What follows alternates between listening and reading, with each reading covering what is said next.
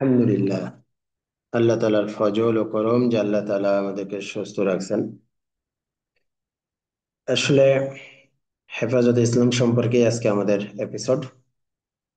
যারা কিনা আমরা হেফাজতে ইসলাম বাংলাদেশ এর মহব্বত করি, আমি নিজেও করতাম, এখনো করি না তা না।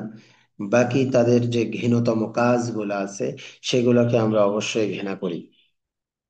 আর এই ঘৃণার কারণগুলো আজকে আমি এ টু জেড অল্প কয়েকটা আলোচনা করব। 4-5টা আর কি। এর ভিতরে আমাদের হেফাজতে ইসলামের যে আসল চরিত্র, যে আসলে তাদের ভুলগুলা কোনগুলা তাদের ভুল, যে ভুলের কারণে আমরা তাদেরকে মহব্বত করতে পারতেছি না, দিন দিন তাদের প্রতি ঘৃণা জন্মাচ্ছে, এটা চলে আসবে আর কি। সর্বপ্রথম তো এরকম মাওলানা স্যার সাহেবের বিরোধিতা করা, যিনি দাওয়াত ও তবলিগের আমির, ওনাকে আহ ওনার বিরোধিতা করা, অর্থাৎ এখানে ওনার বিরোধিতা করার মাঝে আহ আমির মানার সম্পর্কে যে হাদিস আসছে, কোরআনে এতাত করার ব্যাপারে যে আমিরকে মানার ব্যাপারে আয়াত আসছে, এগুলাকে ওনারা অস্বীকার করতেছেন। প্রথমত একটা গেল। এরপরে দ্বিতীয়ত, বর্তমান প্রেক্ষাপটে আমরা যেগুলা দেখতেছি, এখানে ওনাদের আহ ছাত্র দল বা বিএনপির সাথে ওনারা জোট করতেছে, রাজনৈতিক মহাসমাবেশে, অর্থাৎ সমাবেশ করতেছে। জমিয়ত ইসলাম বা হেফাজত ইসলাম যাই বলি না কেন, ওনারা এক হয়ে বিএনপির সাথে জোট করতেছে। এটা তাদের কখনো উচিত হচ্ছে না বলে আমি মনে করতেছি আর কি। আহ যে এখানে আছে যে 4,000 টাকার বিনিময়ে 4 জন ছাত্র দল নেতা কর্মীর সাথে লিচু বাগানে যৌন মিলন করতে রাজি হয়েছিলেন, কিন্তু শারীরিক সম্পর্ক স্থাপন করার পরে তাকে 500 টাকা দেওয়া হয়, যা তিনি মেনে নিতে পারেননি। 999 অর্থাৎ 999 নাম্বারে ফোন করে প্রতিবাদ জানান। পরে থানায় 4 জনের বিরুদ্ধে ধর্ষণের মামলা দায়ের করেন। হয়তো ছাত্রদল, এখানে একটা পোস্ট আসছে আর কি, হয়তো ছাত্রদল নেতারা চাঁদার ভাগ, অর্থাৎ চাঁদা হিসেবে 3,500 টাকা রেখে দিছে, এটাই দাবি করছে আর কি। এটা জিগুরগাছা থানা, য- যশোর জেলা আর কি এটা হয়েছে, আমার পার্শ্ববর্তী। যাই হোক, আহ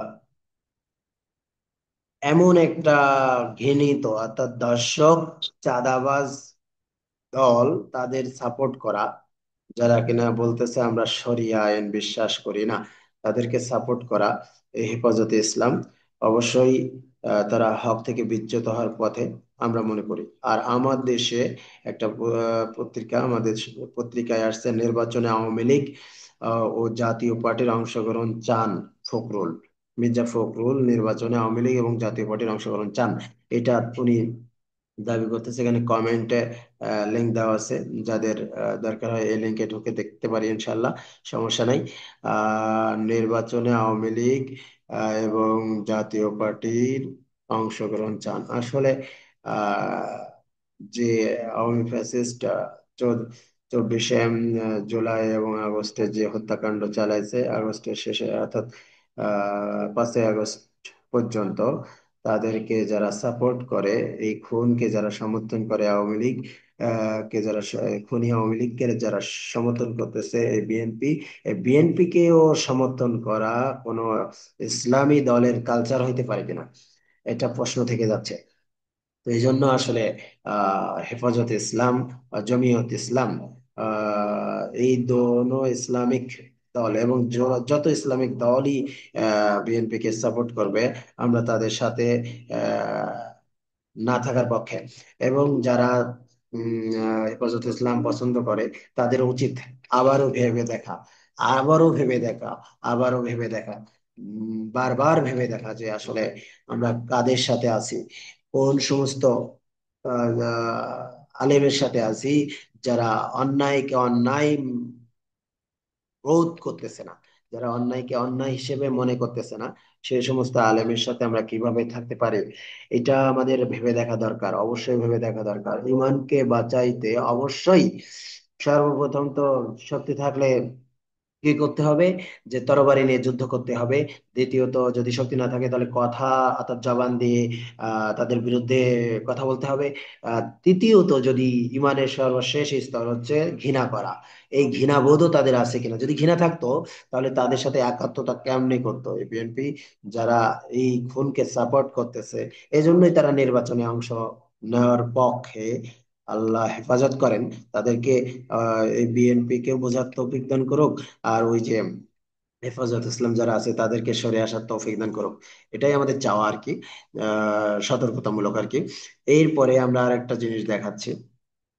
আমি কি বলবো সব দোষ হুজুরের, এটা একটা প্রশ্ন করছে একটা ফেসবুক পোস্ট। বলছে আগে লীগের পা চাটতো কারা?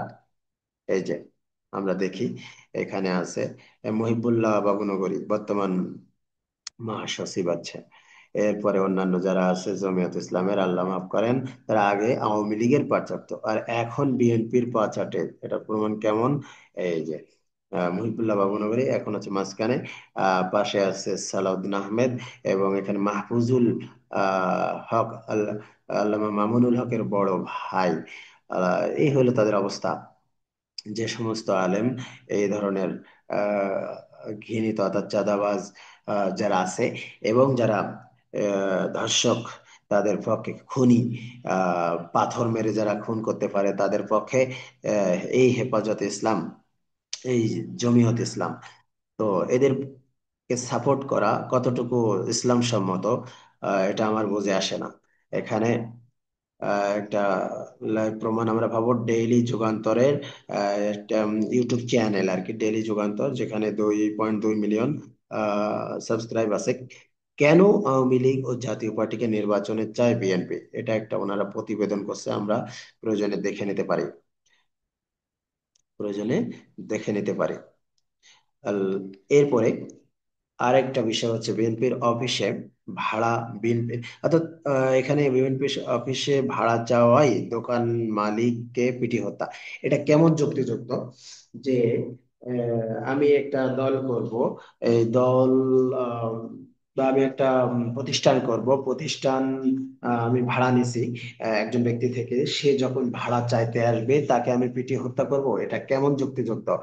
এই ধরনের সেন্টিমেন্ট যে রাজনৈতিক দল বিশ্বাস করে, যে রাজনৈতিক দল অর্থাৎ বিএনপি, আসলে নাম নিতে কেমন লাগে তারপরে নেওয়া লাগতেছে।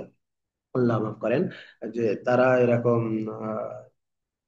যে কালচার তৈরি করতেছে, যে ভাড়া, ন্যায্য ভাড়া একজন চাইছে তাকে আমি পিটিয়ে হত্যা করে দিলাম। আর এই হেফাজত ইসলাম, জমিয়ত ইসলাম, এরা ওই পিটিয়ে হত্যাকারীদেরকে সাপোর্ট করতেছে, তাদের সাথে নির্বাচনে যাইতেছে। এটা কত বড় জুলুমের কথা! আল্লাহ তাআলা প্রত্যেককে বুঝার এবং বুঝার তৌফিক দান করেন। এবং ভিডিওটা অবশ্যই বেশি থেকে বেশি শেয়ার করবেন। আর যে বিএনপির সাথে হেফাজত ইসলাম বা জমিয়ত ইসলাম, এদেরকে একাত্মতা হওয়ার, এটা আপনি কি মনে করেন?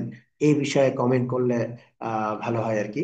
আল্লাহ তাআলা প্রত্যেককে বোঝার এবং আমল করার তৌফিক দান করেন। আমিন।